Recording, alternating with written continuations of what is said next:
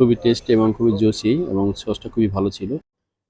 তো বন্ধুরা আজকে চলে আসলাম আমি লুলু সেন্টারে ঢোকার আগে গেটের বাম দিকে একটা জায়গার মধ্যে এই ড্রাবো ক্যাফেটা অবস্থিত। এখানে যদি আসেন আপনারা অসাধারণ সিঙ্গারা এবং সমোসা, জুস এবং চাই এখানে পেয়ে যাবেন। আর এই ক্যাফেটেরিয়াগুলো কিন্তু খুবই চলাচলে এই দেশে ছোটোখাটো যে স্ট্রিট ফুডগুলি আছে খুবই চলাচলে। তো আমি একটা সিঙ্গারা নিয়ে টেস্ট করতে চেয়েছিলাম যে এটা খেতে কেমন লাগে এবং আমাদের দেশে তো বিভিন্ন ধরনের সিঙ্গারা আমরা খেয়ে থাকি। তো এই দেশে কেমন লাগে সেটাই টেস্ট করার জন্য আমি নিয়েছিলাম।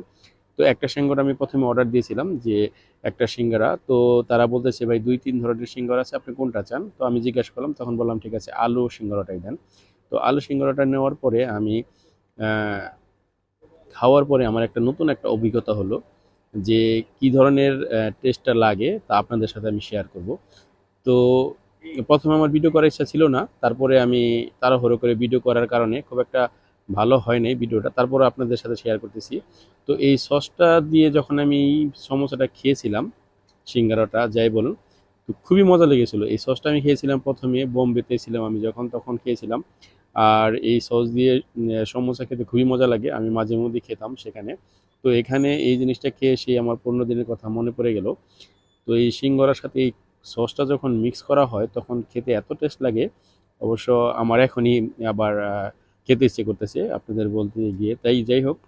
তো এই সসটা খুবই ভালো লাগে আমার কাছে নানা দিয়ে সাথে আরেকটা টমেটো এবং তেঁতুলের সাথে একটা মিক্স করে একটা সস তৈরি করে তারা খুবই সুন্দর হয় এবং খুবই টেস্টি।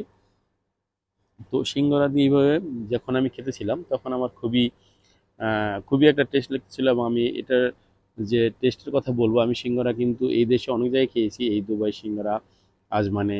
তো এদের মতো সিঙ্গারাটা এত মজা হয় না। তো যাই হোক বন্ধুরা আশা করছি অবশ্যই আমার চ্যানেলটাকে আপনারা সবাই সাবস্ক্রাইব করে রাখবেন। তো আমি আশা করব আপনাদের মাঝে নিত্য নতুন এই ধরনের ফুড রিভিউ দেওয়ার চেষ্টা করব। আর অবশ্যই আমার চ্যানেলটাকে আপনারা সাবস্ক্রাইব করে রাখবেন এবং পেজ থেকে দেখলে অবশ্যই ফলো দিয়ে রাখবেন। আর এটা এই ক্যাফেটা হলো লুলু সেন্টারে ঢোকার ঠিক বাম পাশে ড্রাবো ক্যাফে।